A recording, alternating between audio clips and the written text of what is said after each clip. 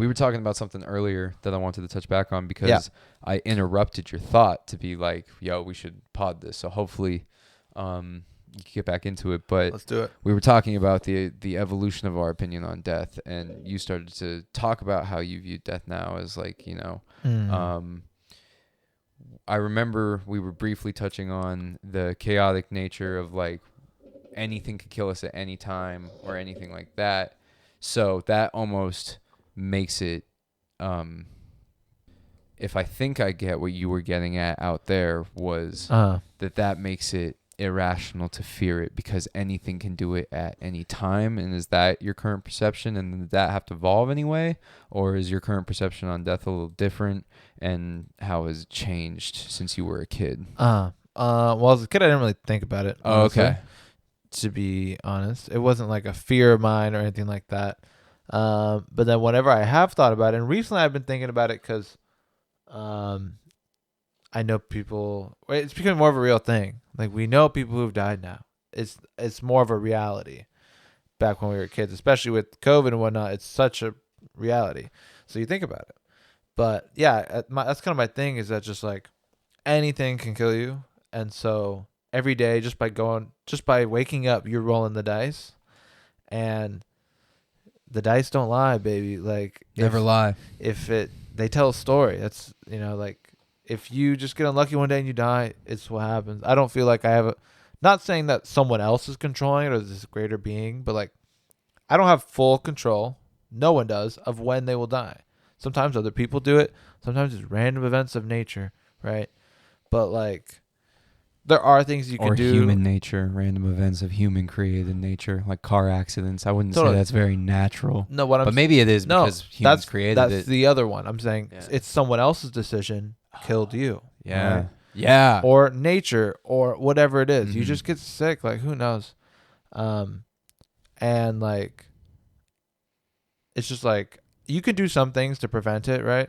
But in the end I feel like if it's gonna get you, it's gonna get you in one way or the other. Like you could, like I said, you could be the bubble boy and still die from something else. You know what I mean? Like Great movie. yeah, but you can't completely control it. I don't know. I think I kind of got that perspective when I first got colitis.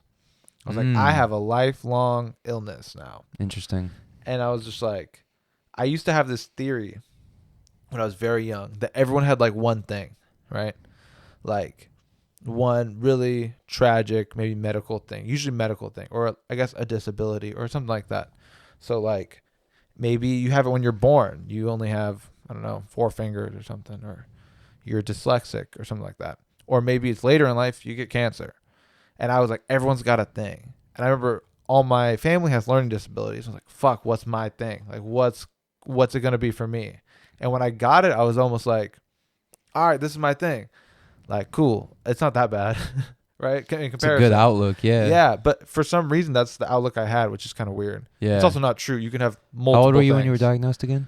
I was 13. That's a pretty mature thought for a 13-year-old. I was a freshman in high school. It's a pretty crazy outlook on that because Yeah. maybe not because my brain it has freaked out at times, but like that decision at that young of an age doesn't seem like maybe the average response, because I'd say irrational fear is more. I have irrational fears now as an adult, but irrational fears are common more among kids, right? So was that like, did you maybe get scared by outside influences at all, or were you just like, nah, it's like a lifelong condition, I got it and this is my thing, so cool? Yeah, it was kind of that, and having the perspective that things could be worse. Because like with autoimmune shit, it's usually genetic. My aunt has MS. It's damn near paralyzed, right? Yeah. I'm like, I could have got that. That was like my first thing. Yeah. Like I was about to get something. I could have got that. I could have got cancer. Yeah. Anybody can. Yeah. And just because I saw it a lot day to day, not day to day, but pretty frequently. So it was just like, okay, this is my thing. Like it could be a lot worse. And also it wasn't immediately so bad for me yet. Also I had a very good like circle. My mom is in the medical field and she's very educated on these things. So I knew I was in good hands. Like it wasn't like a fear of the unknown. It was like, this is what you have.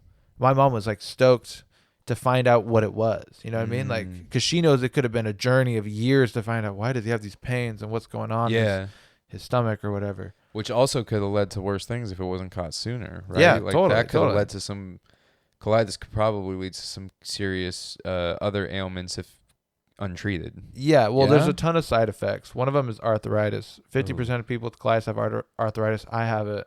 It's essentially like Fuck. it's almost like rheumatoid arthritis, but just like the same kind of symptoms, but it's a part of your autoimmune disease. Yeah. And I only get it when I'm in a flare up of my colon. The arthritis also flares up. It's Yeah. insane, dude. I feel like an old person every now and then. Like there'll just be Yeah. days where it's like yeah. I for a while when I was working at home, I had to get like gloves and like arm like braces and stuff just to like work. It's crazy, but like again, like that could be way worse. And as a kid, I didn't know that was going to be a side effect. I was kind of left in the dark. I feel like I was pretty ignorant about it. It was just like, you have this condition, and I never looked up or looked into it. My mom just told me, this is it.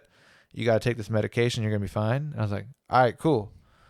And like, they kind of maybe lied to me, but like also didn't scare me. And then once I got older, I looked it up for myself and was like, oh, now I actually know more about my condition. I didn't, for a long time, I had no clue what it was. No one even really explained it to me because I was so young. Does that make sense? You were Like, just taking the meds that they were prescribing you you're or 13, doing what they were telling you and to you're do. like, that you have ulcerative colitis. It's like, what does that mean? And Oh, it's, shit.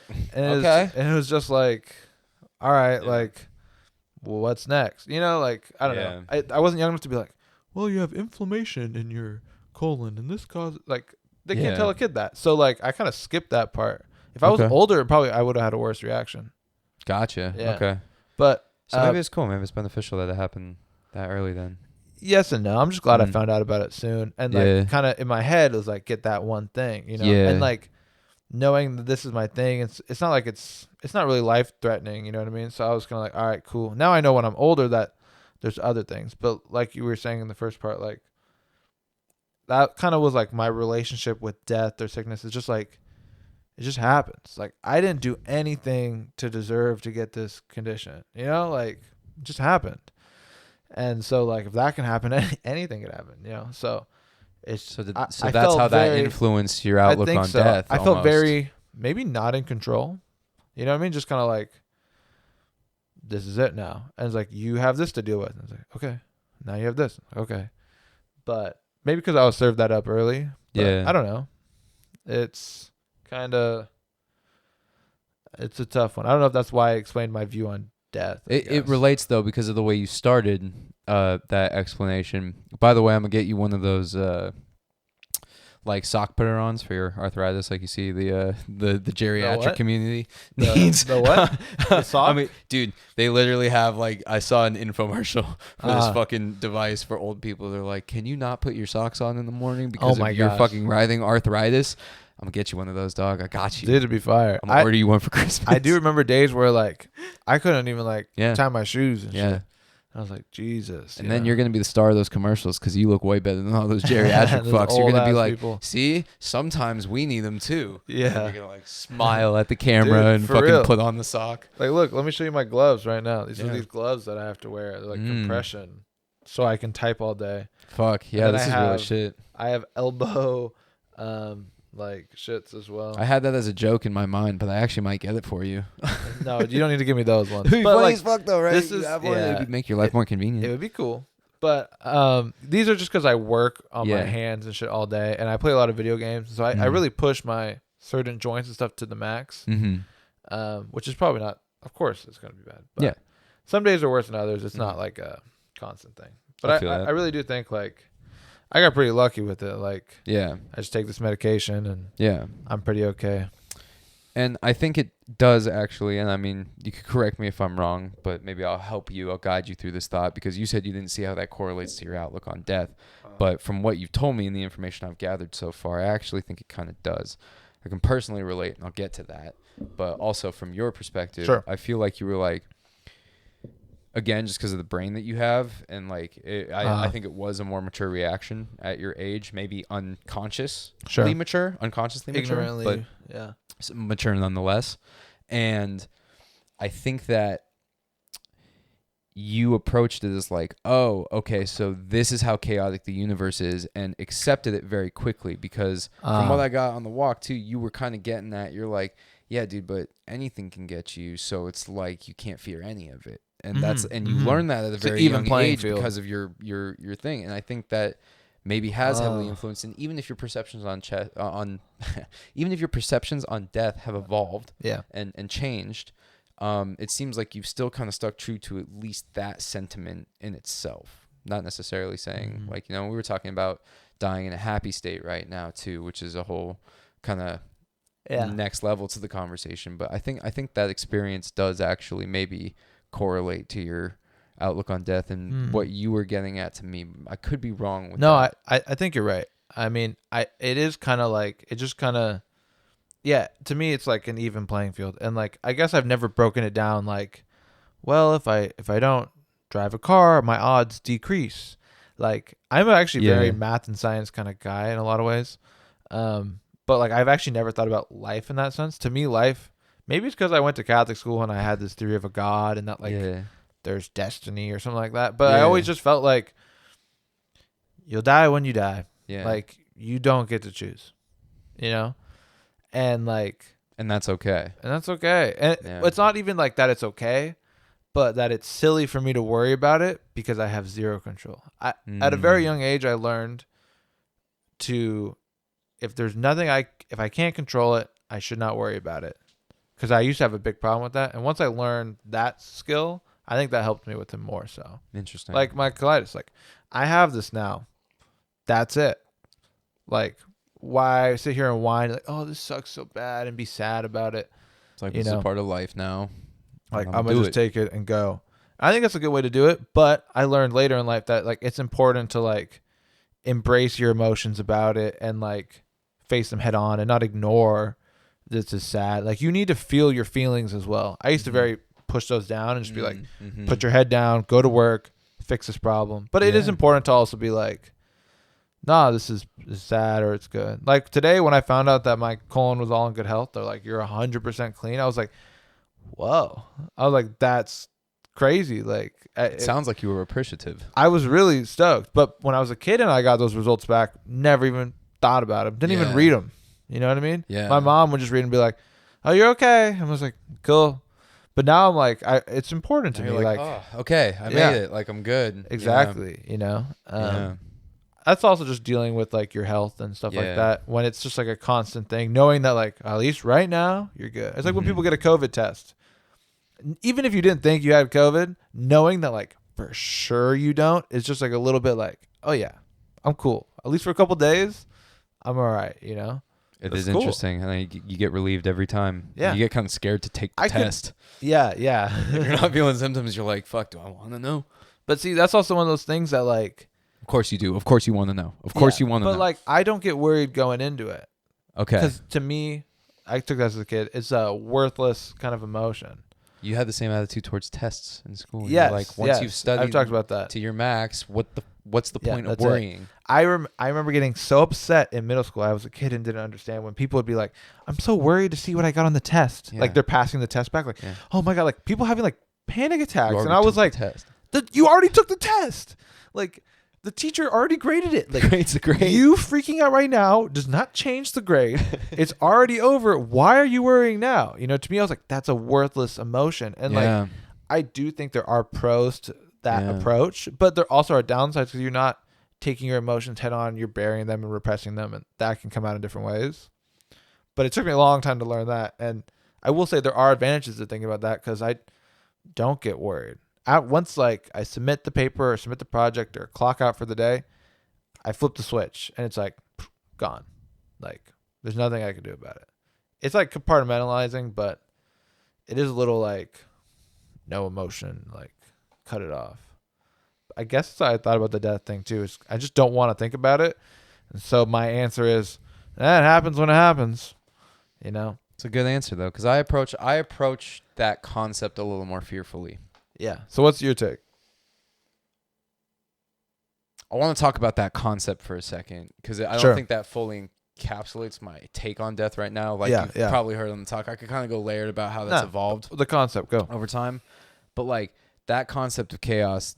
So that's the first part of my outlook on death. Actually, so if it's a multi-layered Okay. part, this is layer one, fear. Layer one would probably I'd classify as fear. And my fear lies within the fact that it is one of those few things that I feel truly out of control of, which makes it beautiful at the same time. But there's fear in that beauty. And I think that leads to my, I would say it's because it's not diagnosed, so slight hypochondrianism where it doesn't affect my day-to-day life, but like there's a worry on my mind every day, and I think about it in the car too. Those are the two big things that I think about where I'm like, it's out of my control kind of at this point, with my kidneys and everything. If something bad happened with that, because I have the kidney ailment now. But, well, quickly on that. Yeah. So, I looked this up a while ago. There's hypochondria is actually not the condition they call it anymore. What is it? It's anxiety. And it's a certain type of anxiety. Health-related anxiety? Yes, exactly. Because hypochondria was the term for it, but now it's like, no, it's actually just another anxiety about your health, right? Yeah. Or whatever it is in your case.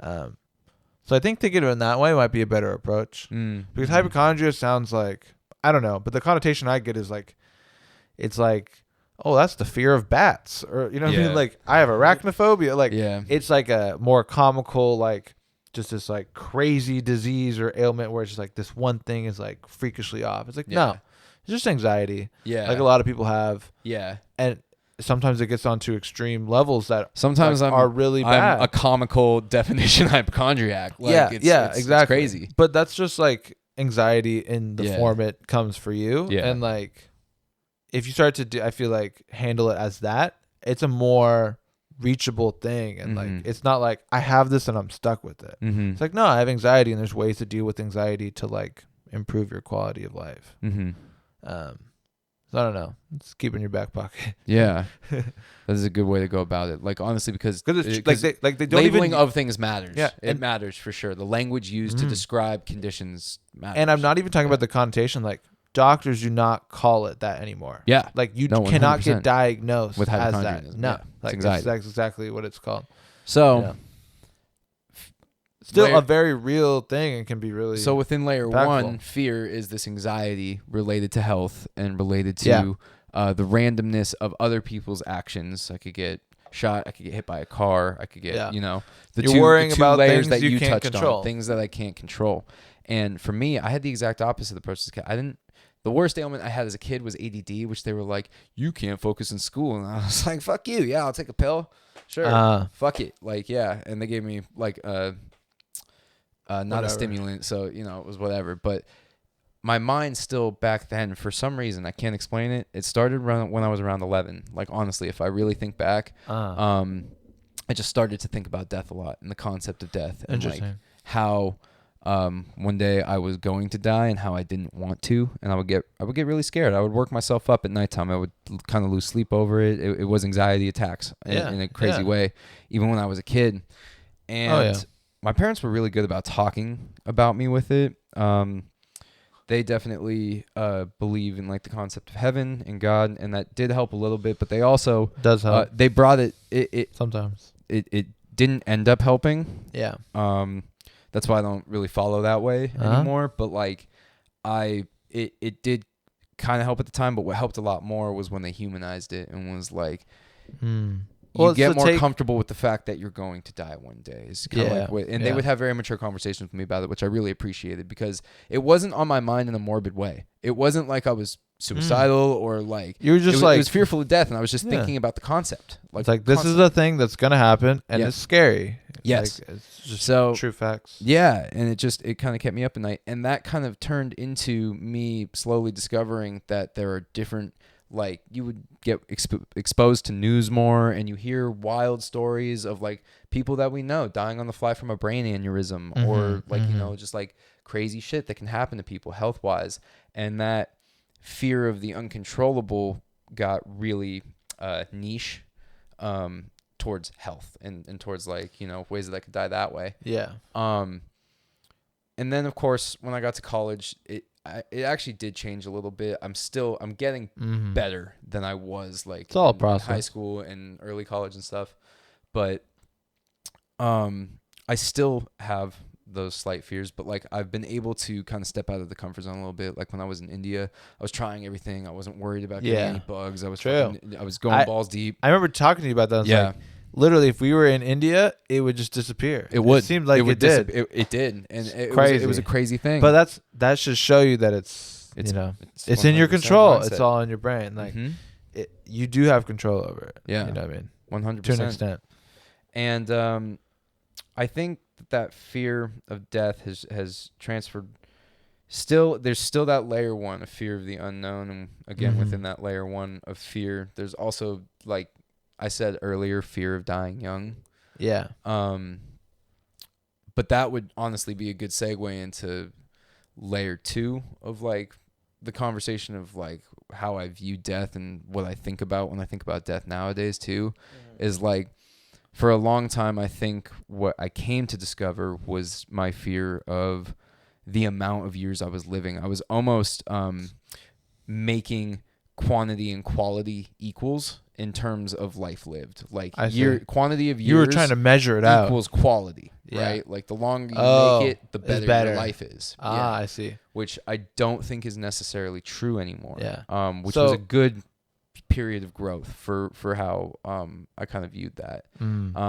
It took reading a couple things to kind of get me to see those ideas that way, but now I'm more concerned with the quality of the years lived. And even though I still have that layer one is still existent. Totally. But underneath that, I do now more so view it as like, well, I'm doing this crazy podcast, this creative thing that I'm actually enjoying. I've got goals. Totally. Career-wise, I'm living with two of my best friends from life, from when we were, forever. Yeah. And if I died tomorrow, it would be at a very quality moment, and that necessarily wouldn't be the saddest thing in the world. It would not be the saddest wouldn't be the worst to leave the world in. You know what I mean? Yeah, 100%. And I think it's more important, even though I don't believe in God, I think what I do believe in is it's important to create the state in which you leave the earth, because energies stay existing, bro. We are humans, and I know we carry some sort of energies, bro. Here we go. Fuck it. But like seriously, this is my view of death. This is my view of death. Like I don't know if it's a soul. I don't know how to describe it. Like, cause I don't believe in any of that. Like I don't believe in like soul transfer into heaven, or like the soul stays existence, or consciousness. Like I don't think it's our same level of consciousness. Yeah. But I think some of our energy stays when the material transfers. Some of the energy stays with it, whether it's positive. In some way. In some way, man. And I don't know how to explain that. I really don't. I really do think through meditation, you could probably get to that point. You could also probably get there through fucking maybe doing DMT or something like that. I'm going to try and take the meditation route, because like you almost like, there's certain people where you can kind of feel the aura of them. And when I watch Saad, and people I know that have seen him live have said that when you're in his presence, you just feel a different energy. And I can describe this actually happening to me at Mother Teresa's grave. And I'm still not religious because of this experience. But like, dog, I'm telling you, and I'm being 100% honest, not trying to bullshit. Like I walked into this site, man. Her grave is there. You know, her remains were there. And shit. I'm getting goosebumps right now talking about it. Like when I was there, I'm not that emotional of a person in terms of like looking up to people and what they've done. Yeah. We even talked about like the other night, like, oh, everybody's got a dark side and shit like that. But like there are certain energies that you leave through a certain amount of actions. If a certain amount of your shit is good, right? The energy left by you and maybe whatever that transfer was will be good. And I don't know if it's a mental thing, just like, the anxiety and stuff that made me feel these feelings of being in there. Doesn't or if matter, it was though. a real transfer of Doesn't matter energy. why. It doesn't matter why. Because when I was in the presence of Mother Teresa's grave, I felt physically overwhelmed with emotion and like, oh my God. Like I had learned about her in Catholic school and stuff like that. Yeah. I had read about all these deeds before. Everything I was seeing was old news to me, but being there with her, like what I felt like, and again, I don't actually believe it was her. It wasn't like her actual, like, her conscious being is there or anything like that. No way. But like, just there was something. It was something. Something in the air that day. People that I know have described the same thing about Saad. about Sadhguru. They said they almost described a very similar emotion to the It one sounds that I was like just Wild describing. Wild Country. Same Yeah. thing. Yeah. Exactly. So when I hear him talk about meditation and being able to actually get to those points of, what was I saying? Meditation was good for. You're saying you could understand like maybe like understanding death or the concept of it more, essentially. Just being more comfortable with Like you're saying through DMT or through meditation. Not yet, but not even necessarily. Oh, you're talking about the 'cause that's not a energy new idea. staying on. Yeah. The energies like and just kind of unlocking that connection to the universe. Yeah. I will say one thing. I think you can get there through meditation because Saad says that you can, and when I feel his energy watching the videos, I feel like it's genuine, and he has gotten to that point where he can kind of like be like, oh, this is what material I am. This is what I'm here on this earth as a part of the grander scheme, and my transfer material will be peaceful, and you just become comfortable with the fact that any moment, and you start to enjoy the present moment more, and you start to like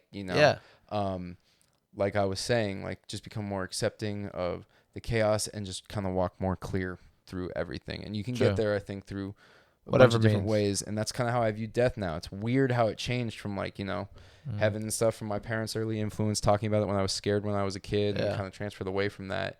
But then I found those same concepts in a new way through this. But it's the same kind of almost same end result. You know what I mean? Like you live your best life to have this good positive energy. Yeah. I feel like you're layer one, to sum it up in a cliche way. Your layer one is you were afraid to die. Yes. And your layer two was you were afraid you weren't going to live.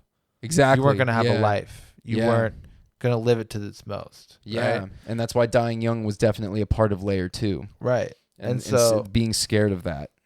Yeah. And so now you're more of like, how do I maximize the time, whatever that is, I do have here. You know what I mean?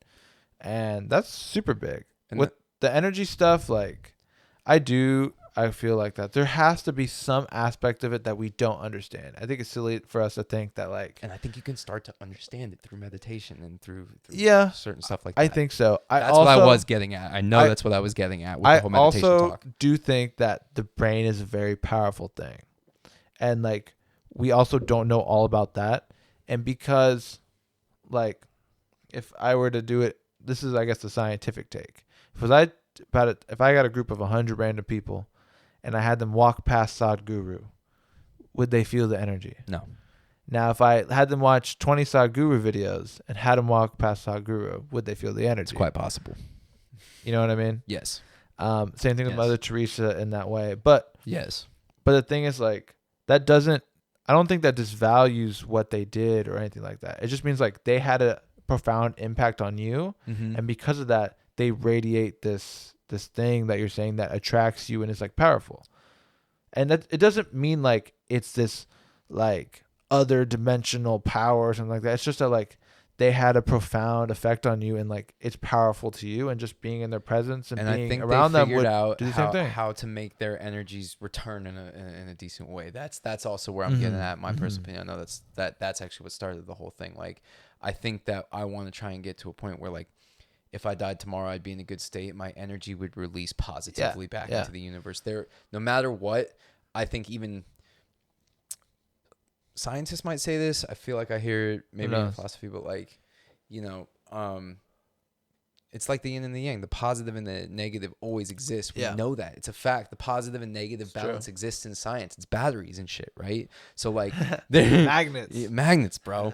So like of course my moron in the STEM field ass does not know how to talk about any of that shit. But positive and negative energies will go out, and I think that those are just terms that like, they use, but exactly. So, but I feel like there are instances where like bad energies are left behind, and I think that's what you want to avoid. Yeah. I mean, I will say that's cool, but I also know I'm susceptible to getting caught up in bad times. So like maybe in a month from now, if I died during that week, I wouldn't feel as good as I'm feeling right now. I'm not saying it would happen that soon as a month from now, but maybe a couple years down the road. It wouldn't be about like the moment. It happened to be the summation of your life. Obviously, right? Is that summation? You know, like the total, the summary. of all your deeds. Kind of like we talked about, like every person is just a culmination of everything they've done, both good and bad. Yeah. But I also do think, thinking about putting this positive energy back in the world, I think that's only, real. I think it's physical. yeah, but I think there's another way to look at it, is that like you are a positive energy to those you had an impact on. Yeah. Like, it's not like if you're a good person and you die, some random person in Vietnam is now going to feel your energy. It's like, Okay, I see what you're saying. like, let's say if someone you know dies tomorrow and they will leave lasting, strong memories on your life that are positive. Yeah. That's them giving that good energy to you, and like you think of them in a fond way. And then maybe when you're at their grave, you'll feel that feeling Of because of the course. memories that they. Yeah, it's okay, just- I it see what just you're saying now. invokes I it see what you're harder getting in you. at. Yeah. It's about what you've done. And the thing is, I don't think someone has to die to do that. Yeah. You know what I mean? And you can feel that, like you're saying, you could feel it off of Sadhguru in person or Mhm. Mother Teresa at their grave, because it's not about their physical sense or this weird third world entity. At least that's not how I look at it. I see. It could be, but I feel like it could be done through just like their words and their actions that have an effect on Mhm. you.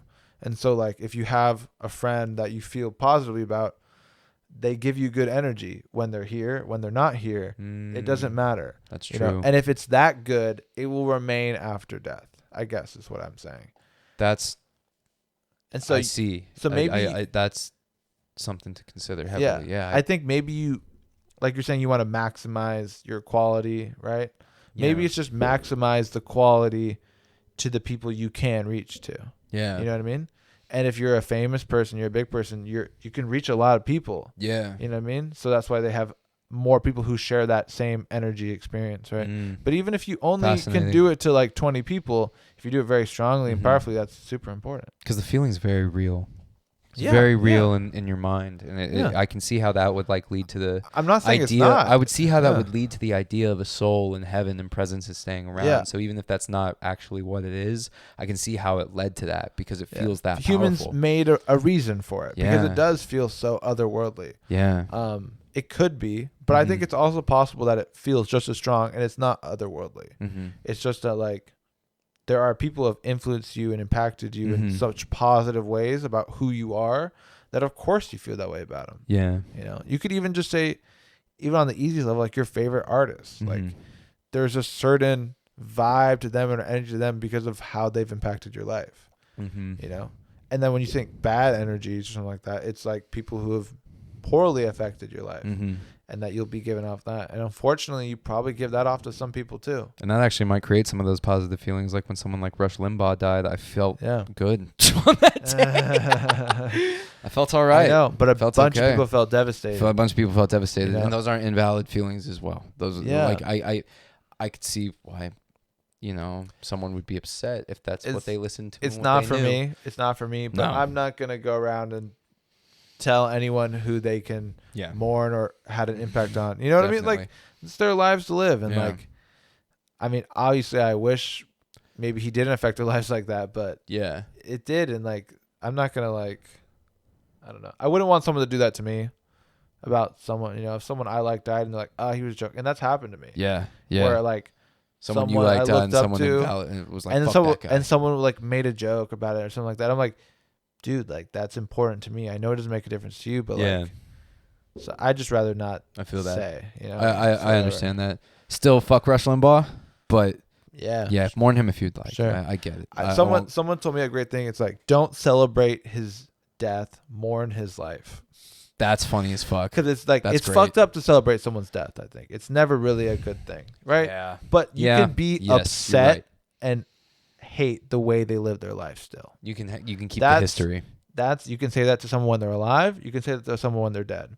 It doesn't mean you have to be happy they died, but you can still be sad about how they That lived they their lived. life, right? Yeah. But I could say that to anyone while they're living. It Yeah. doesn't matter, you know, because I do find it silly just to celebrate someone dying, because that's Yeah. someone's loved one. That's someone's like everyone. That affects like more that. people than just the person I who agree, died. and I think there's some fucked up people who should die, right?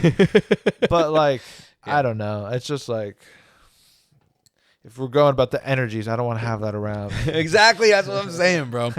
And I think that's a good segue into layer 3, actually, because no matter how you view someone's death, or anything's death. Yeah. My third and final layer of how I view death and how it's evolved, and how I went from being that 12-year-old kid keeping himself up at night, really worried about death and scared to die, Yeah. to the college student who started to dabble in a little, like, entry level dabble in fucking some philosophy, but had some like cool things Sure. like introduced, to now at this state that I am in my life, is that death is a beautiful necessity.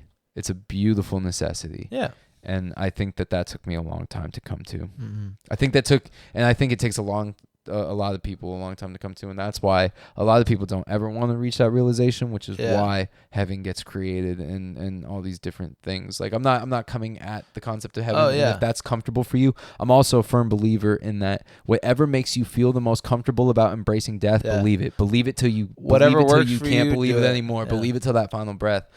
But also understand that what makes me comfortable is expressing all those things that I was expressing about energies, and just trying to be, a positive thing all the time, so that my material stays positive and I return in a positive way. I don't think that my consciousness stays.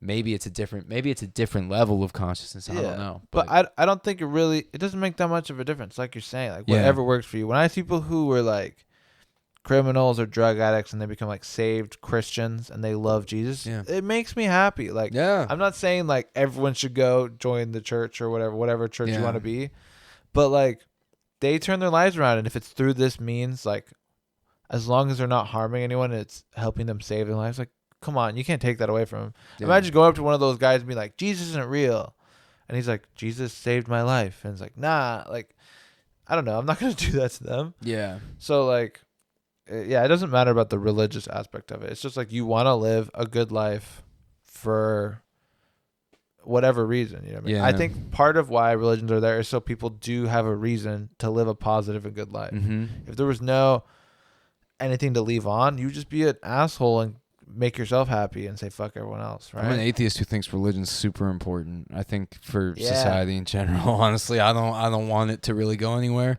It is really touchy because it's caused a lot of bad shit. A lot of bad things happen. But I see kind of what you're saying, that like it's a backbone and support system for a lot of people. Yeah. And it helps morally help lives. And to help people like grow together and be good people. Like it's also a guise like GUISE. Yes. Guise for like disguise. Yeah.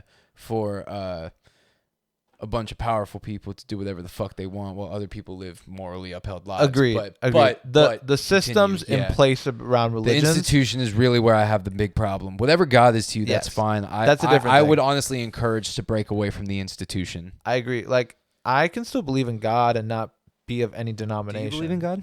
I do. I do? I think I do. I'm not really sure. But I actually enjoy praying. Mm-hmm. I find it as like a therapeutic kind of thing. And it's not like I do it in the sense of talking to God because that's how I was raised, but I don't think about it like that way. Interesting. I just think about it as like, on that? Yeah, it's just like it's like having a therapy session with yourself. That's what God is to me. It's they've always tell you it's a conversation. Mm-hmm. How is that any different than talking to a therapist, right? True. They just listen, and then maybe they tell you something back, maybe they don't, And so like, I would say, I'm really thankful for this. I get to reflect on the things I'm happy about. Like, man, I get to live here. I get to be with my friends. I have, food, stuff like that. It makes you really appreciative. And then I go, hey, I need help with this, this, and this. And it's not like, hey, you go do that for me. It's reminding myself like, yeah, I got to work on this. I got to work on this. I got to improve on this. And it's just like a daily reminder. It doesn't matter that I'm talking to God. It's just like me telling myself like, this is where I'm at. This is where I want to be. Happy about this, sad about this. It's just like sum up my day, kind of. I guess I could do that in any form. And since I was raised Catholic, that's the style I do it in. But it doesn't mean I support like the institution, of course. But like I think about it kind of like this. Regardless of the institutions, you take the 10 Commandments, right? We know obviously about Christian denominations more so, but it could be for whatever culture. Your kind of like rules, the most basic set. If anyone took the 10 Commandments, no one, I mean, maybe you could make the argument, but you can't look at them and be like, these are objectively bad. Yeah. Most of them are good things. Yeah. Do not kill someone. Yeah. do not, right? There might be some that like are debatable in today's culture, but like they're good things. It just means like it's just be a good person, right? And to have morals. Treat and, like, people with respect. And I think like religion was a way to teach people morals and how to live a good life and to stop people from being bad, you know? And I bet people... And we're just evolved past it. I guarantee you, even in the establishment of the institution, there were good people at the time trying to build the institution to be an agent of good. And there's bad people who abused it like anything else. Yeah. You know? Yeah, 100%.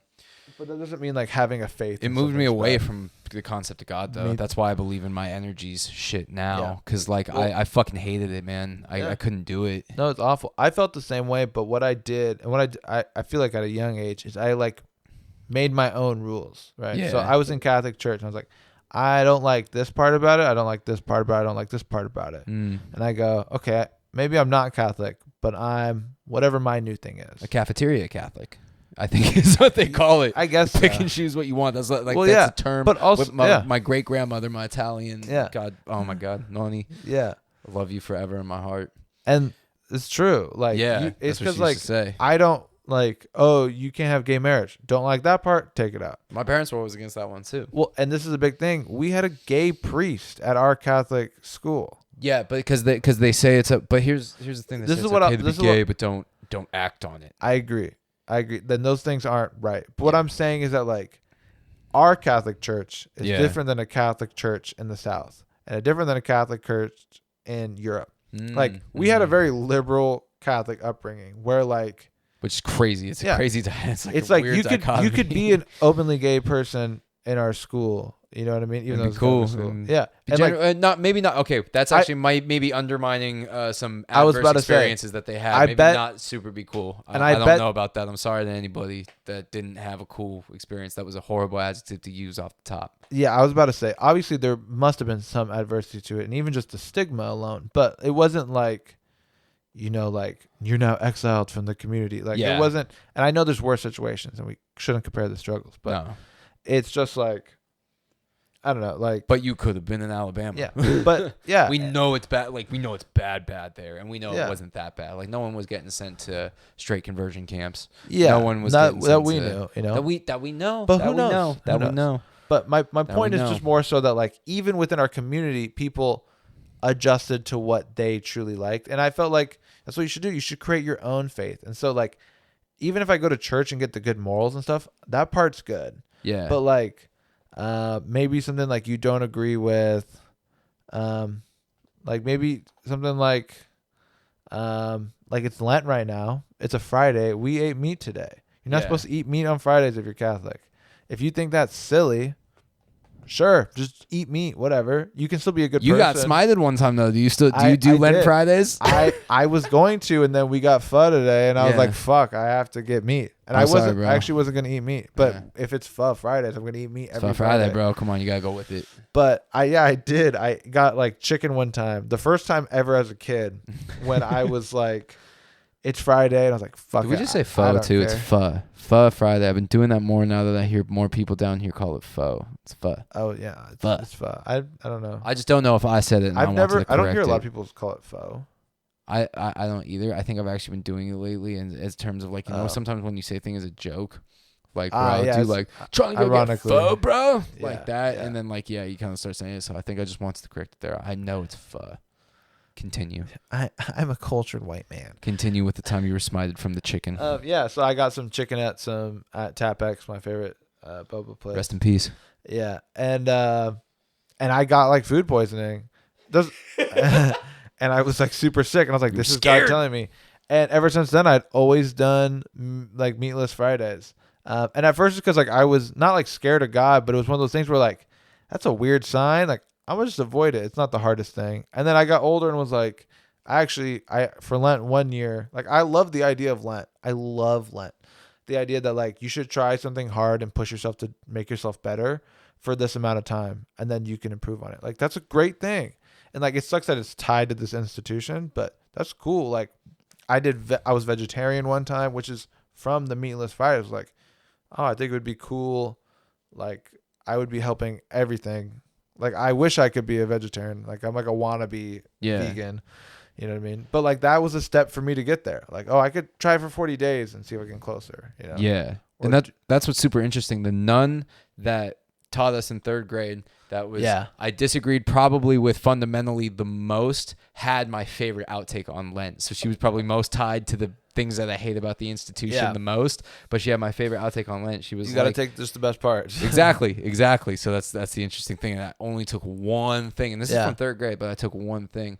I'm 99.99% certain it was her, was the first teacher to be like, why do you all immediately go to giving something up for Lent? Why don't you go to being like, I'm going to put this better thing out into the world for Lent. I'm going to work soup kitchens every Wednesday during Lent. And that became I'm going to fucking the standard. do this better thing during Lent. I'm not going to give up. And obviously, for sometimes Lent, the concept of giving something up for people who struggle with vices, I would imagine is good. You know, the concept of giving something up, that's not to demean that, but I appreciated her putting that. She was the first one to say, you don't give something up, you make something better. Yeah, exactly. Like, I'm going to start working out. I actually, even as a kid, I did a workout regimen one time for Lent. That's fun. Yeah, like lost weight. Yeah, it was crazy.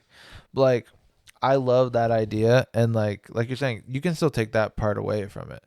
I don't know, like, anything we've learned so much about, like, you have to just take something away. It'd be silly to ignore all of it and be like, it's all a joke.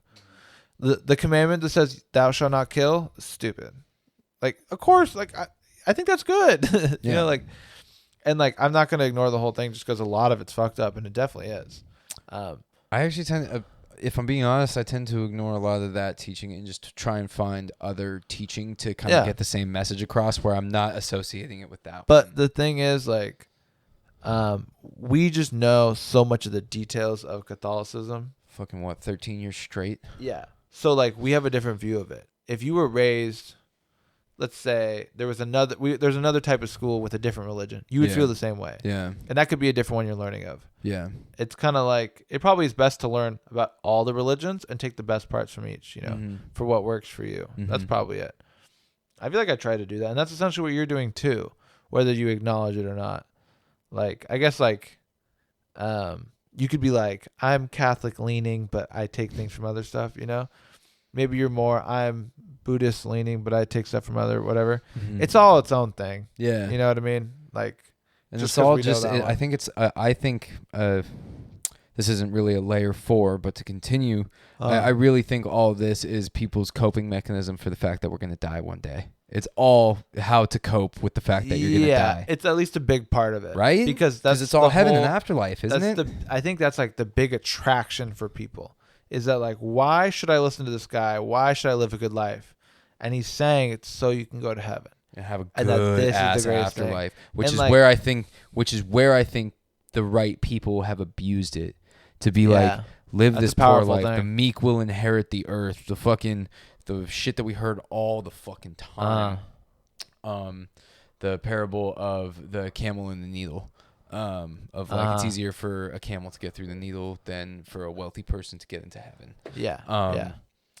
That shit, it's insane. That shit I think has been used to just fucking, and I think actually, shout out Stephen West for philosophize this, because I had heard that parable thousands of times growing up as a kid, and he was the first one to kind of put it into perspective that like, that may have been a ploy used to keep people like living this morally good life, live by the man, live by God's rules for the whole like turn of the century in the feudal system, and then past that, even because the Catholic Church has remained dominant even past that feudal system. Did I say feudal system? Yeah. Sorry, feudal system. Knights and horses. Yeah.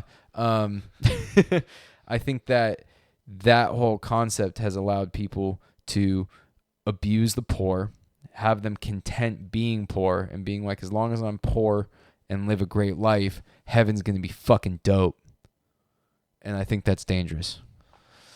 Yes, I agree. That's one reason why I really moved away from institutional religion and just kind of destroyed that whole concept of God as a whole. And like, they're also like a business. Like, you donate your money and you pay them and shit like that. So much money. Yeah, and some of those mega church people make so much money. Yeah. And like, I don't know. Like, I feel not like even the mega church aside, the Catholic Church pulls in fucking all of them though. Guapo, Guapo. I would see how much money those poor old ladies were putting in Dude. the fucking basket every day. These rappers trying to flex about their outfits, and then you look at the Pope. This man's probably dripped out in like millions of Diamonds. dollars. He's probably got a every grill, day. bro.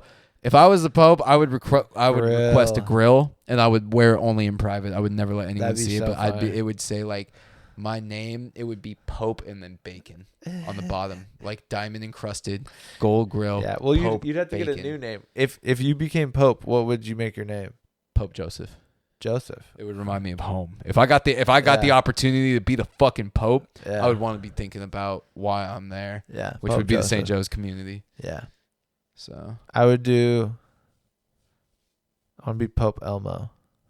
lit. No, that was, St. Elmo. yeah. My brother did that for his confirmation. That's yeah. awesome. Yeah. I definitely see why and how and everything that led to Lucas making that decision, and I love every Yeah. part of that. I think Jack did that too. Maybe someone. Of I course, thought some, Jack. I think Jack is some fucking. he did someone Irish else, Mick actually. He motherfucker. did some Irish guy. Yeah. But Can yeah. I say Mick? I think I'm kind of Irish somewhere along the line. they ain't gonna be mad. Tom Segura joke. Yeah. What is okay to say? Any white racial slur. Say them all. No one gives a fuck. Yeah. Maybe don't, but you're right. They probably don't care. Fuck it. Jack chose some Mick Irish name for his fucking confirmation Yeah. shit.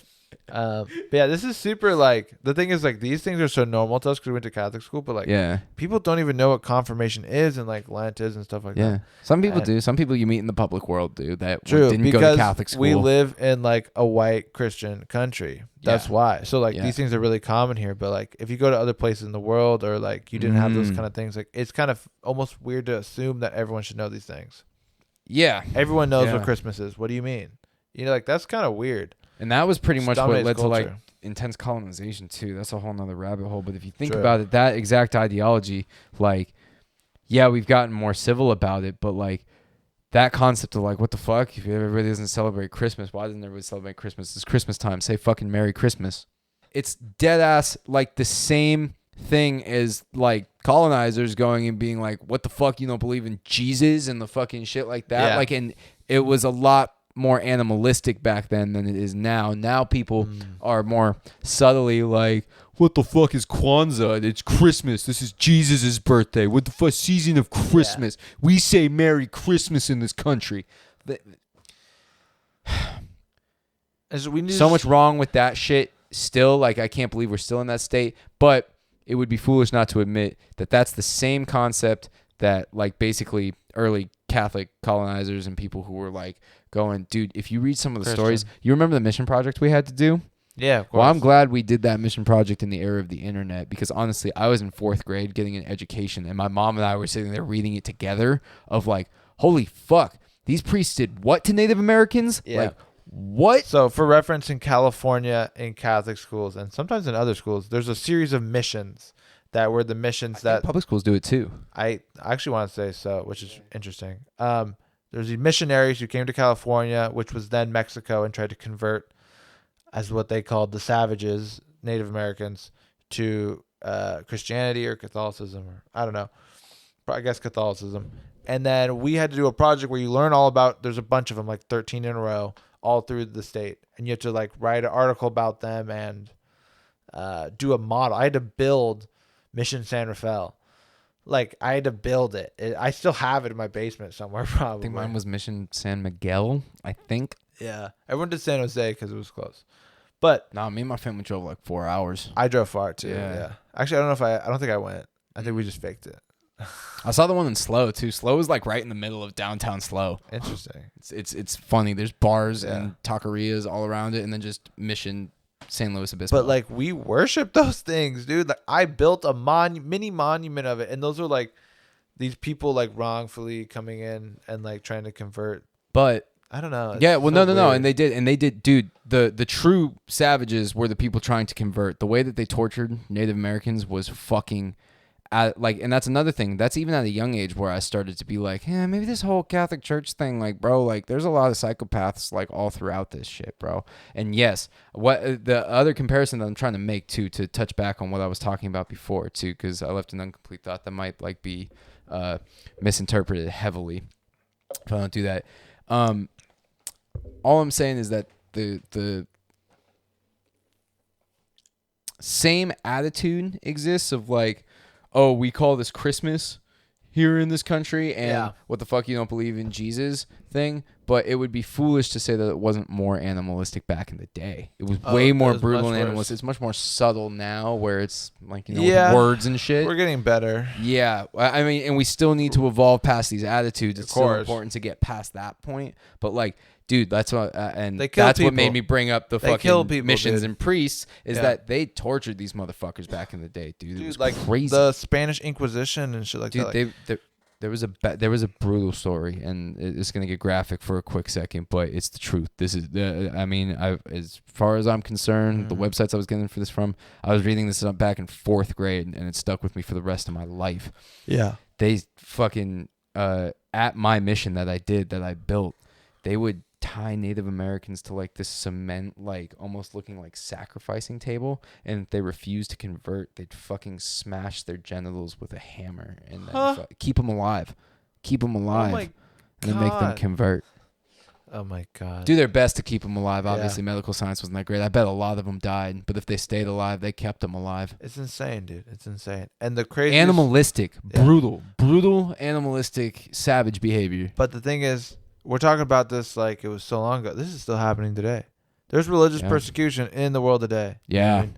Yeah. Like Muslims are dying in China. Yeah. There's so many things happening today. And like we are lucky in America that's not the case. While there are other pressures, I guess it isn't as So that's awful another as that. problem of that's it. So I'm pro religion, but that's another detriment to religion being so prominent in society is that religions fight with one another, and a lot Yeah. of people end up dying based on Yeah. religious shit because one group is like, fuck the way they think, the way we think is right, so we're gonna kill a bunch of them. Mhm. We're gonna kill a bunch of that group. Yeah. And that still happens today. It's probably happening in China. It's probably Yeah, happening. it is. It's It happening. is.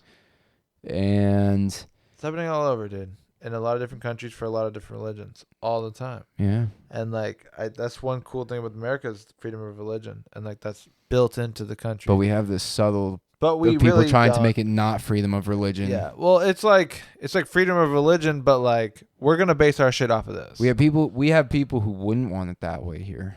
yeah, Not of saying that course. it's the majority, but we have people Oh, that yeah. wouldn't want There's it always that way. been. But I think that's a really cool part about the country. Like we Yeah. need to go further than that. That's the first step. But like the fact that that's one of the major reasons why the country was founded in the first place. You know. Yeah. Because people realize like this is fucked up. But I think the US just instead of using like this is our religion and we spread it through the world, we took capitalism and the American dream and did that same thing. We went into other countries and we're like, the way you think is wrong, the way you need to run your country is the way we run our country. Mm-hmm. And it just became the same thing with a different stamp on it. You know? Yeah.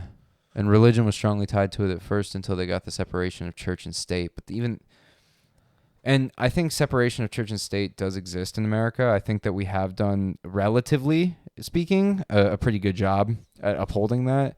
But the line has been blurred, and it definitely has subtly seeped into, not so subtly, honestly. Subtly is it's like and they use too light of a term. God It's not, in like all of our documents yeah, and shit. You I know, know, like I know. it's in the Pledge of Allegiance.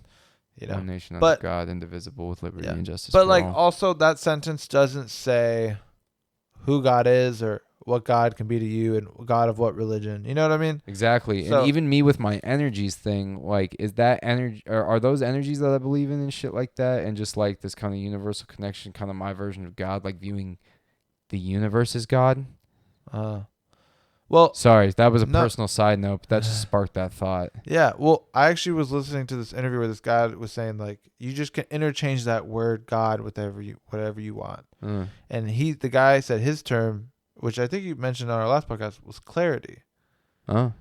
It is a clear. And I got that being- from Sod. I got that. I originally got the clarity over confidence from Sod Guru. I don't know again. if he said clarity, but it's something along those lines. I think it was. It's Six Dogs, the rapper who unfortunately passed away recently. Oh, wow. And he was saying that like, yeah, it doesn't have to be God. It could be energy. It could be flow. It could be clarity. It could be whatever you want to call it. Yeah. That is like your goal or what you're striving for, what you're trying to do. And Mhm. it could be molded and interpreted in whatever way. Mhm. It sucks that our country uses That shit's influence They're political Christian decisions. leaning. Yeah, Yeah. like, dude, like that's where, okay, so like, yeah, actually, I undermine it because, like, again, I just wasn't, it's not that I don't know about it, I just wasn't thinking about it at that time in that context of the conversation. But yeah, we actually have really bad problems with church and state being too fucking prominent, like with abortion clinics and shit like that. Yeah. That should just be free and available all over the country, There's- no matter what. There's In tons of any conflicts state, with no it. matter anything like that. There's still probably problems with legal gay marriage in lots of different places. Even though it's federally legal, I guarantee you people run into issues. Yes. It has to Yes. happen because it's bureaucracy. Like I said, even like learning in the public school, like things can get lost, quote, air quotes, lost sometimes with the right people in the right position. Yeah. And like, oh no, we didn't get your fucking application to marry because that person doesn't want to actually certify a gay marriage. But Exactly. they'll probably do it subtly. They'll just lose the like, file, forget about whatever. yeah. However the fuck they're gonna get it done. They're not gonna be so open as that That one does lady happen. who got fired. Who refused to do it. Yeah. That was a whole court case. That was lit. Fuck that lady. Exactly. But like, Try to be positive all the time. Fuck but that bitch. I think the reason why you said that is because we were looking at the comparison that there's like almost like religious genocides in other places in the world right now. yeah, so which when is you- nuts. So the reason why you came off like, oh, it's not that bad here is because you had that perspective. Yeah.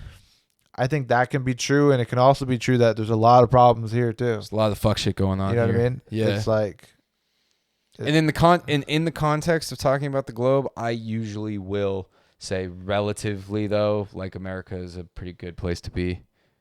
yeah, Like when I talk about like, and even things that I see in the world, like I'm not nationalistic at all in the sense of like I'm fucking proud to be American. No Yeah. way. But like I'm calmly, I'm feel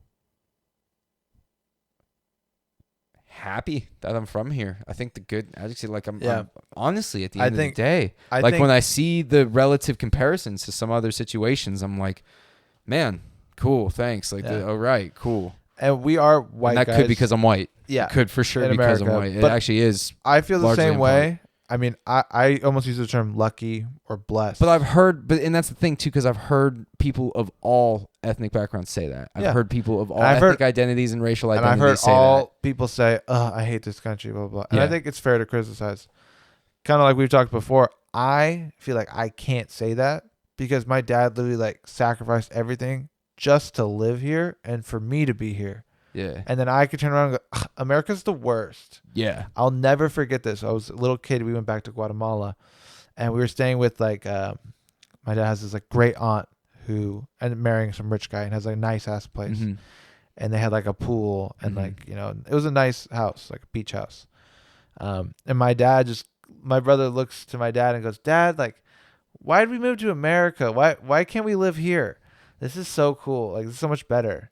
And my dad like flipped a switch. My dad doesn't really get mad. It was just like, you don't understand like how lucky you are to be in America. Like you get a really good education. You do this, like, you don't get that I did all this for you. Like, this is worse. You know what I mean? Got like JP got real serious. Yeah, he's for a usually sec. pretty happy. And my brother, happy go luck. my brother was pretty young. I was super young. So he wasn't yelling this at him. No, it wasn't yelling, but it was just serious like- talk. It was a flip switch. Yes. Of like, this is serious. Like, hold up, I want you to recognize. Exactly. And it's like, you don't understand. And so I would feel really fucked up. Maybe it's this like conditioning that I have or something, but I would feel fucked up to say like, oh God, I wish I wasn't in America. Yeah. Because like, you know, my dad sacrificed everything to get me here. Yeah. I could have been born in Guatemala, dude. I honestly get that attitude a lot, though. I find myself being a person frequently saying, I wish I wasn't in America right now. I get that. Because I I want do something feel that new way and too. fresh. Like, I like the idea that there's other ways to live than the American dream. Here's the thing though, right? Yeah. Think about this. If you were born in Africa, Mm-hmm. we're talking about like, I want to move, let's say France or Canada. I want to Yeah. move to France. Yeah. If you were born in Africa, you cannot even fly to France, dude. Some places in Africa you can. Some, but not Yeah. all. I went to Morocco. I was talking to these kids, and Yeah. I would be like, yo, like, if you're ever in America, like, we have to hang out. I'm like, oh, well, my visa takes, like you're saying, bureaucracy. Mm. I have to apply for my visa, and that means I have to prove that I'm this, and this, and that takes 3 years. And then the application goes, and that takes a 3-year Holy process. shit. And they usually get denied because they think I just want to go there to become a resident. And they're like, honestly, I probably can't go. And that's just like, you know what I mean? Like, we have the privilege to be able to go, I want to go to this country. I want to travel here. I want to travel here. Some people are denied to be able to travel wherever they even want to go, you know? Yeah, because so That's what I'm saying, and I can like- actually see how this exists from my vice versa experience. Here's my privileged American experience, Yeah. where I needed a visa to travel in India and Mhm. Vietnam, both. But as an American, they were both cleared within hours. Easy. Easy. Got through, had my Yeah. passport. That blue passport, they were like, yep, this is legit. Welcome in. Like, but literally, like, my dad couldn't just come to America. And then, yeah, I got to go back to You know what I mean? California when that trip was done. Nothing. Yeah. Exactly. Like, my dad just recently became a citizen, but till then, he got stopped. Just at the- recently. He's been here forever, by the way. That's something that needs to change. My dad Why the fuck? moved here. He was 18, didn't become a citizen until he was like 50. It's crazy. Nuts. That was part of him being lazy. Also part of the test being difficult for someone who struggles with English. Yeah. But fuck, what was it saying? But like, he got stopped at the airport every time because he had a Guatemalan ID. His passport's from Guatemala, and he like gets stopped every time. Like, do you see he's with this like white ass family? Mm-hmm. You know what I mean? And it's just like, because you don't get to go wherever you want. I remember landing in Europe and like they had all these lines for people with different passports and stuff. Like, where are you coming from? I was like, America. I'm like, I'll just go. They didn't even look at it. They just let me go. And I was like, what? You know where a place that I did feel the pressures of being an American, I've experienced something similar actually as an American, because there are places that don't respect Americans. Rightfully so. China does a lot of fuck shit, but also their bad feelings towards America aren't entirely unwarranted. That's another view that I have about global politics. It's more complicated. It's not like we're always in the right and people doing wrong is for no reason whatsoever. That's fucking And also, you're thinking not about stupid, but it's just a too limited a way to think. Also, you think about it on the grander level. This doesn't mean person to person. No. It's No. different. But as an American, I experienced that same situation. I was like, "Fuck, dude!" Like, I was hangry. I was in a bad mood, and I was in China. Where were you? China. I was in fucking China, and I had to go through. I want to say 3, but I think 3 is my angry exaggeration, and I actually think it was 2. I know it was for sure 2. I had to go through 2 separate security checks to get to my transfer flight. I wasn't leaving the fucking airport. It was in an hour and a half from there to get back to California, because you have to leave out of China from that part to get back to the United States on the West Coast. And dude, it took forever because I had an American passport in China, and that's what's probably like having a Guatemalan passport in America. Yeah. Like, that's nuts. And I mean, it's, you know, being from the Middle East in America. Oh God, you know what I mean? Yeah, that's Like, it can be even worse. I was watching this streamer. He's from Turkey. Yeah, And he was watching this other video where someone was like, raise your hand if you get stopped at the airport and swabbed for bomb check. And then he went, wait, doesn't everyone? And then his chat on stream's like, what the fuck? No. And he's like, what do you mean? I thought everyone does that. They just do that every time. And he's like, it always happens to me and my whole family when we travel. And everyone's like, no, what the fuck? It's like, because he's always been stopped every single time he's flown. They just thought that was a part of the travel process. Exactly. And it was just like, See, that's what I'm saying. It's become more subtle. Yeah. And so which is a problem we need to fix here. This fucking subtle shit that, like, I'm not saying we need to limit the way people are thinking. I'm not saying we need to limit the way people are talking, but we need to eliminate that subtle shit on the institutional level. Yeah, because that's what we can affect. Yeah, that's what you can actually change. And then it will change. affect future generations. Yeah. We maybe can't fix everyone who's like that way right now. Yeah. We can make sure it doesn't keep staying that way. Yeah. Yeah. It's going to take some time. Yeah. It sucks. But yeah, it's just funny because you're right, dude. Like, just having, like, being born in America, you do get an advantage. Maybe it's not the greatest advantage or whatever, but there are some pros, and like, you should just make the most of those. And if you really don't like America, use that fancy passport you got to get out of here and go somewhere else. Yeah, because you can. Dude, I want to. So that's the thing. I would like to. Honestly, I know property ownership is an important thing at a certain point in time, and maybe I think it is, because I like having a place where it's like there's nobody above saying, there's no rules in place of my house. No one above that I'm paying for a stay. Kind of like owning a business. business. Rules. Exactly. I want to own property one day. I don't necessarily here's what I'm getting at. It's the American dream. No, but I want to apply it elsewhere. I want to apply it elsewhere. I don't want to do it in America. If I were to do it in America, I think it would be a good idea to cop like a shithole home base in like somewhere, anywhere. Sure. There's I said shithole.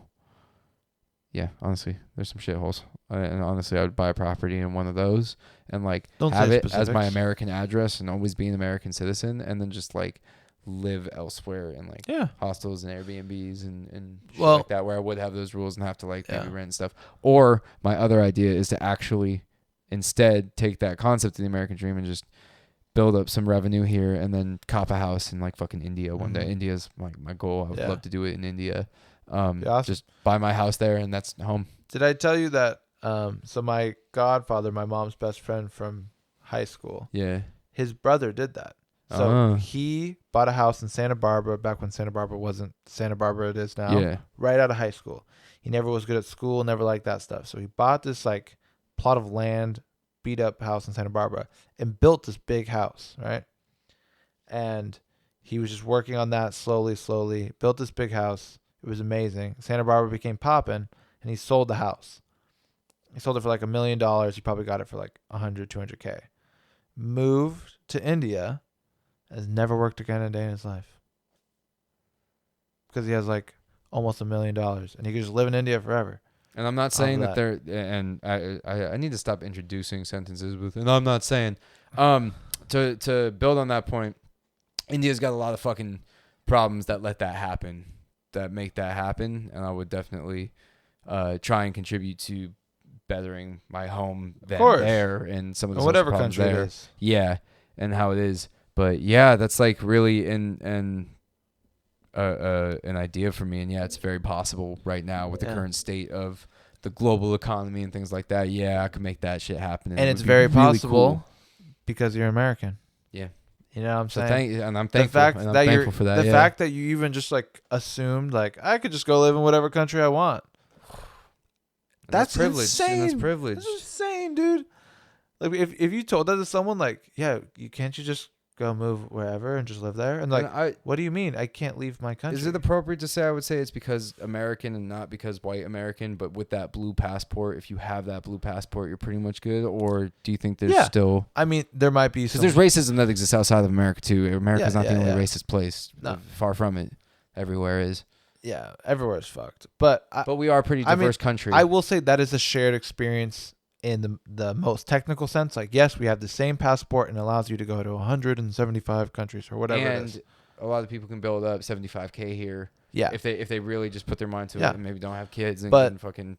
that's the different thing is there's disadvantages and advantages in the country potentially based off your race, right? So Yeah. those things come into play, and also like we're saying, like if you are, people might question your legitimacy that you're here. You know what I mean? Mm. People don't consider like, I don't know, you have the passport, so you have it technically, but like we're saying, like my dad might still get stopped at the airport. They might be more reluctant to give him a visa or whatever it is compared to me or something like that. Mhm. You know, I don't have those experiences personally, but I bet it happens. I can't assume it doesn't.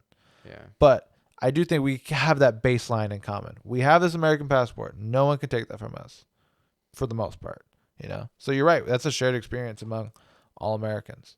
That's fucking sick, dude. But like, even when I was in other countries, even if you were American, if they were a black American, they would get stopped and checked and stuff compared to Mhm. the white guys, you know? Yeah. Yeah, because Sure. that conversation still exists.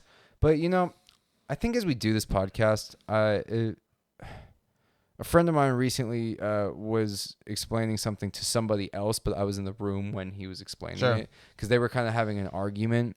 They were watching a documentary, and one of the guys was kind of like criticizing the whole thing. It's like, well, they're not talking about this, and they're not talking about this, and they're not considering this when they're saying that. Yeah. And the other guy who was watching the documentary, he was like, yeah, but everything said or everything done doesn't have to be about everything. True.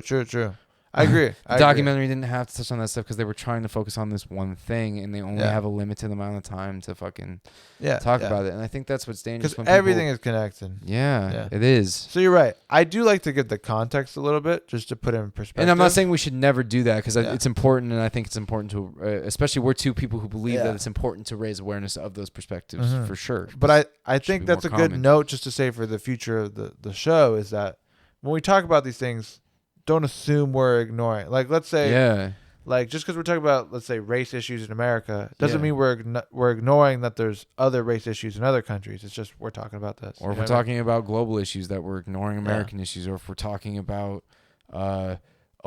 issues from our privileged perspective that we're not considering that there's a ton of fucking problems out there. If I'm ever bitching about some shit in my life, I'm still aware there's a lot of people that have it worse and shit. But like, this is talking. This is the human experience. This is how you do it. Yeah, you shouldn't compare people's struggles because it's only as strong and big as it is. And to pain them. is always relative, is it not? It's all relative. It's always relative, right? Like, you know, you could have a quote unquote bad life in a quote unquote third world country, but you could be happy, and then you could be miserable living here in your mansion, right? Yeah. And like, if someone were to look at that and be like, this guy's living a better life, but maybe he's really not, you know? Yeah. And like, maybe he should be. Yeah. Maybe he should be grateful, but like, it doesn't change the fact that he's not happy or whatever. Yeah.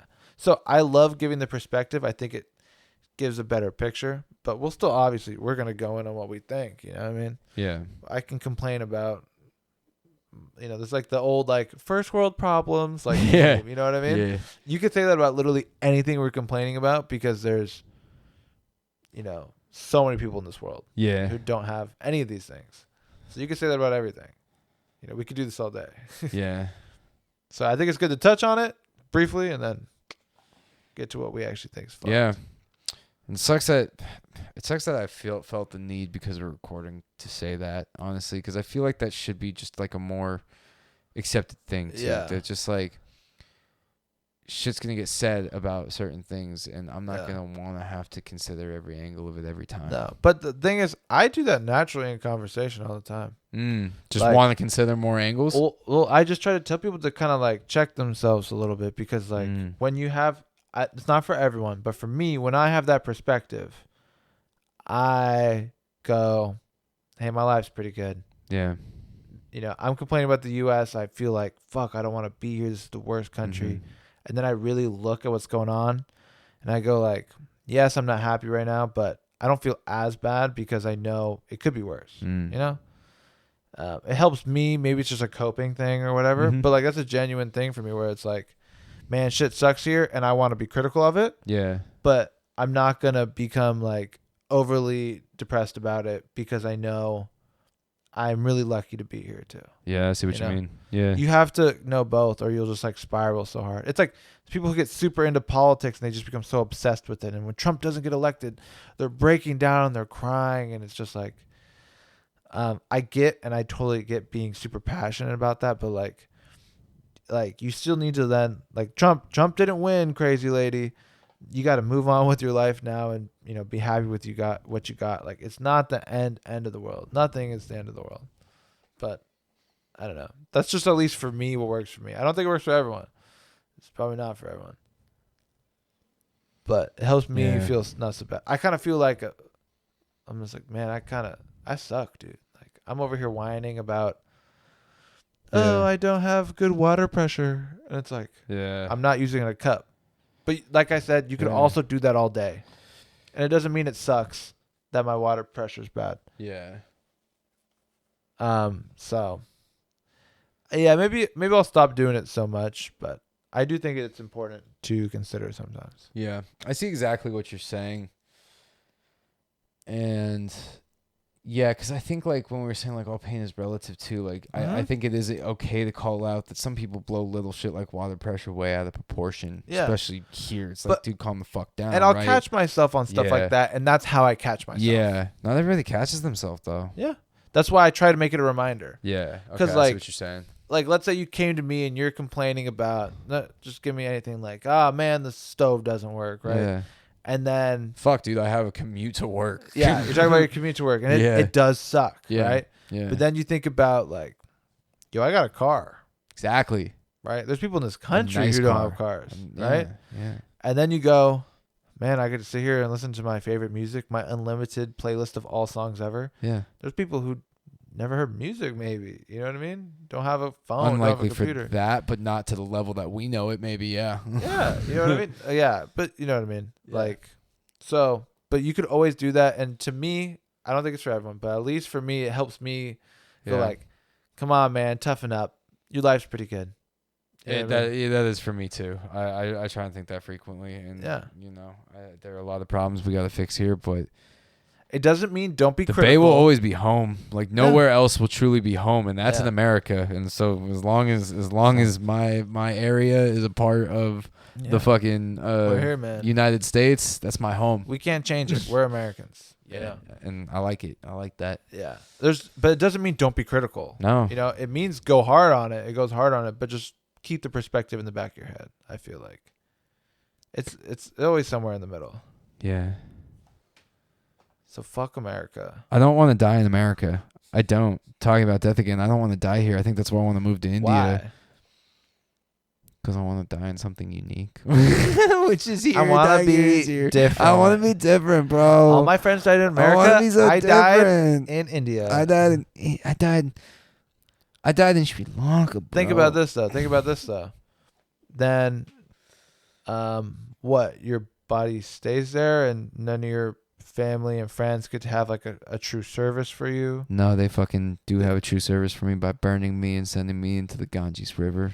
But like, your friends I and would like it family, if that happened. but your friends and family aren't there to do that with you. Could they get Have- there? So you expect everyone's gonna fly out to India, No. right? Maybe you want to be with those people in Also, your. my body's not that important to me, but it might be more important. It might be important to other people in my life who I guess will that's be left what I behind mean. Yeah. And it's also maybe they just want to be with you in your last days. Because I believe in the thing that we were talking about, where my memory is more important than the actual physical Yeah. symbol of my body. But Yeah. my mom probably wouldn't look at it that way at all. right. And She like, wouldn't. Yeah. And I think, like you said, you want to leave a good. That's the whole point of life, right? Yeah. I guess if that's your aspect, but also in the fact of just like maybe they want to be with you on your last days and whatnot. Yeah. That's assuming I die before my mom. Yeah. In that specific I scenario. I said family and friends. It Yeah, could that's be, true. It That's could true. be. It could be your kids, is what I mean. Oh. You know what I'm saying? Like, Yeah. it doesn't. Yeah, I that's never what you're said saying. it's like your wife. Like, You're it right, could yeah. be your friends. I was people just you know. limiting to my current life now. Yeah, of course. I'm sad and lonely and don't have a wife or kids. Right now. Nah, not yet. But- I'm not looking for it anytime soon. I guess Also that's put my that thing out is there. like- I don't want kids. I'm very At all. much with move and go wherever and totally leave your old life behind and do whatnot. But like, I will always know that like, my family doesn't have to be here. They can move somewhere else, and that's the place. But like, Yeah. I gotta like stick with them at some point. I'm gonna be there wherever my family is. I will be there some of the time. Yeah. You know what I mean? Yeah. They could all move to Germany, and now I will be going to Germany once a year. You know, or I wherever it agree. is. Yeah, wherever my Yeah. family, and that's the thing. That's And what I try I to feel tell. like they'll stay in the Bay, but who knows? My mom didn't. I feel like mine will too. My mom didn't like love the idea when I was like, yeah, maybe I want to own property in India and move there and stuff. She's like, I'll never see you. I'm like, you'll see me Yeah. as much as you saw me in college. What do you like? Oh, But you won't. okay, not as much as you saw me in college, but at least for the holidays, like I'd go. Where You my come family is like go home once a all year. the way from India for every Christmas. I would do my It's a lot of money. do my darndest. It's a lot of money. It's a big inconvenience. If you're working, you can get that much time off. Like Yeah, it just.